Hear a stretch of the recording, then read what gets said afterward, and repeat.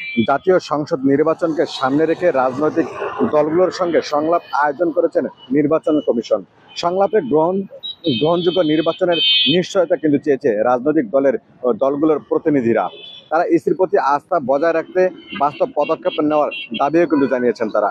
গতকাল বুধবার রাজধানীর আগারগাঁও নির্বাচন ভবনে কিন্তু রাজনৈতিক দলগুলোর সাথে ইসির সংলাপে কিন্তু এসব কথা বলেন তারা। রাজনৈতিক দলগুলোর সঙ্গে চতুর্থ দিনের সংলাপ করেন কিন্তু ইসি। আপনাদের একটু জানিয়ে রাখতে চাই, বাংলাদেশ জামাতে ইসলামী সেক্রেটারি জেনারেল গোলাম পারোয়ার জানিয়েছেন যে তফসিল ঘোষণার পর প্রশাসনিক দায়িত্ব নির্বাচন কমিশনের আওতায় চলে আসবে। এই পরিস্থিতিতে আস্থা নিশ্চিত করতে চায় ডিসি, এসপি এবং বদলিতে লটারি ভিত্তিক পদ্ধতি গ্রহণের প্রস্তাব জানিয়েছেন তারা। কিন্তু নির্বাচন উপদেষ্টার সঙ্গে আলোচনায় পরিষ্কার কোনো সমাধান পাননি বলেও মন্তব্য করেছেন তিনি। এদিকে জাতীয় নাগরিক পার্টির এনসিপির মুখ্য সমন্বয়ক নাসিরউদ্দিন পাটোয়ারি বলেছেন যে জোট করলেও দল যেন নিজের প্রতীকে ভোট দিবে, ইসির সঙ্গে এই সিদ্ধান্তে যেন অটল থাকে। নির্বাচন কমিশনের কাছে অনুরোধ জানাবো, এমনটাই কিন্তু জানিয়েছেন নাসিরউদ্দিন পাটোয়ারি।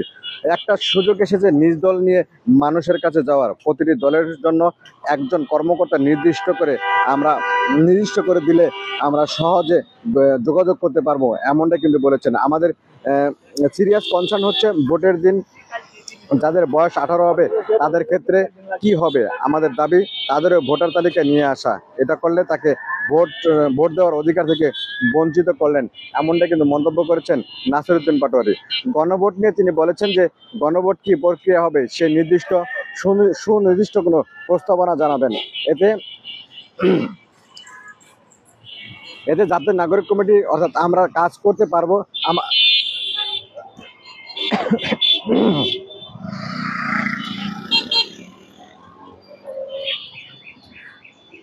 নাসিরউদ্দিন পাটোয়ারি আরো জানিয়েছেন যে দাবি তাদের ভোটার তালিকায় নিয়ে আসা। এটা করলে তাদেরকে ভোট দেওয়ার অধিকার থেকে বঞ্চিত করলেন নির্বাচন কমিশন, এমনটাই কিন্তু মন্তব্য করেছেন।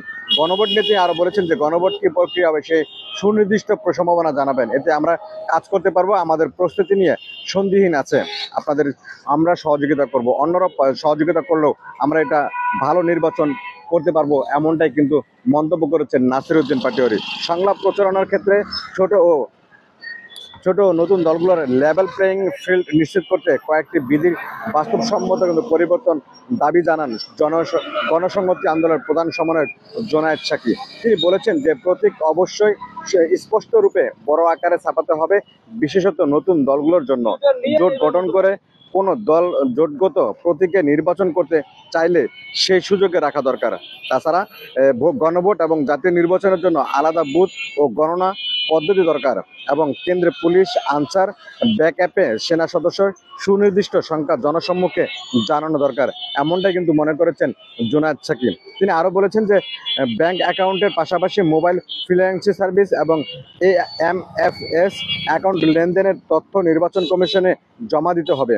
ইউনিয়ন ওয়ার্ড প্রতি ফেস্টুন পোস্টারের সংখ্যা নির্ধারণের নিয়ম পূর্ণ বিবেচনা করা দরকার, কারণ এটি বাস্তবসম্মত নয় এবং অসম প্রতিযোগিতার তৈরি করে।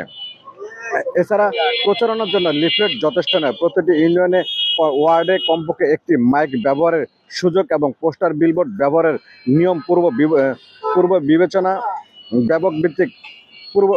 বিবেচনা করা দরকার। পাশাপাশি পোস্টার ব্যাপক ভিত্তিক ছাপা নিয়ন্ত্রণ করতে না পারলে নির্বাচন কমিশন নির্দিষ্ট জায়গায় পোস্টার লাগানোর স্থান তৈরি করবে এবং দল প্রতি নির্দিষ্ট সংখ্যক পোস্টার বরাদ্দ থাকবে, এমনটাই কিন্তু উল্লেখ করেছেন। তফসিল ঘোষণার পর নির্বাচন কমিশনের পরিপূর্ণ ভূমিকা নেওয়ার আহ্বান জানিয়েছেন জাতীয়তাবাদী গণতান্ত্রিক আন্দোলনের MDM মহাসচিব মমিনুল আমিন। তিনি বলেছেন যে ক্ষমতার সবকিছু থাকবে সিইসির, তার ডিরেকশন, প্রজ্ঞা এবং ক্ষমতার একটা গ্রহণযোগ্য ও সুষ্ঠু নির্বাচন হবে, এমনটা কিন্তু তারা প্রত্যাশা করেছেন। অন্যদিকে বাংলাদেশ মাইনরিটি জনতা পার্টি BMGPর সভাপতি স্বীকৃতি কুমার মণ্ডল বলেন যে ভোটের আগে 7 দিন ও ভোটের পরে 10 দিন সেনাবাহিনী সহ আইনশৃঙ্খলা বাহিনীর কঠোর নিরাপত্তা নিশ্চিত করতে হবে। বাংলাদেশ লেবার পার্টির চেয়ারম্যান মুস্তাফিজুর ইরান বলেছেন যে নির্বাচন কমিশনকে আমরা প্রশ্নের ঊর্ধ্বে একটা জায়গা দেখতে চাই। সুন্দর নির্বাচন সুন্দর নির্বাচন চাই, একটা গণভোট উৎসব চাই। বিরাজমান অস্থির পরিবেশে ভোটার পরিস্থিতি কমার শঙ্কা প্রকাশ করেন ইনসানিয়াত বিপ্লব মহাসচিব শেখ রায়হান রহবার। সেক্ষেত্রে মোবাইল ডিজিটাল থাম্ব নামে একটি পদ্ধতি পরিবর্তন সুপারিশ রাখেন তিনি। নির্বাচন কমিশনার আবুল ফজল মোহাম্মদ সানাউল্লাহ বলেছেন যে নির্বাচন আচরণ প্রয়োগের ক্ষেত্রে যদি কারো কোনো পরিপত্র জারি থাকে স্পষ্টকরণের প্রয়োজন হয় তা করা হবে। আমি নিশ্চিত কমিশন এগুলো নিয়ে আলোচনা করবে। কয়েকটি বিষয় আছে যেগুলোর বিষয়ে সম্ভবত একটু ক্লারিফিকেশন প্রয়োজন। এআই অপব্যবহার এবং সোশ্যাল মিডিয়ায় হ্যারাসমেন্ট নিয়ে এই নির্বাচন কমিশন বলেন যে আমরা একটি সেল স্থাপন করেছি, রাষ্ট্র সক্ষমতা ব্যবহার করা হবে। এটি গ্লোবাল চ্যালেঞ্জ। আমরা ভালো ইনফরমেশন দ্বারা খারাপ ইনফরমেশন হাইড করব। ডিনাই বেটার করা এবং আইনি ব্যবস্থা গ্রহণ সময় মতো সঠিক করে তোলা হবে, এগুলো কিন্তু কার্যক্রমের অংশ, এমনটাই কিন্তু জানিয়েছেন নির্বাচন কমিশনের পক্ষ থেকে। পেশি শক্তি মোকাবেলা বিষয়ে তিনি বলেছেন যে অবৈধ অস্ত্র একটি সিরিয়াস চ্যালেঞ্জ। আইনশৃঙ্খলা বাহিনী ব্যবস্থা নিচ্ছে। হারিয়ে যাওয়া অস্ত্রের 81% এবং মিশন থেকে হারিয়ে যাওয়া 73% রিকভার করা হয়েছে। নির্বাচনের আগে ক্রস বর্ডার অ্যাক্টিভিটি বৃদ্ধি পায় এবং ড্রাগ এবং কিশোর গ্যাং ও নির্বাচনের প্রভাব ফেলতে পারে। বাংলাদেশ সেনাবাহিনী 80,000 থেকে 1 লাখ সদস্য অনুরোধ করা হয়েছে। কেন্দ্রের সংখ্যা 42,771টি।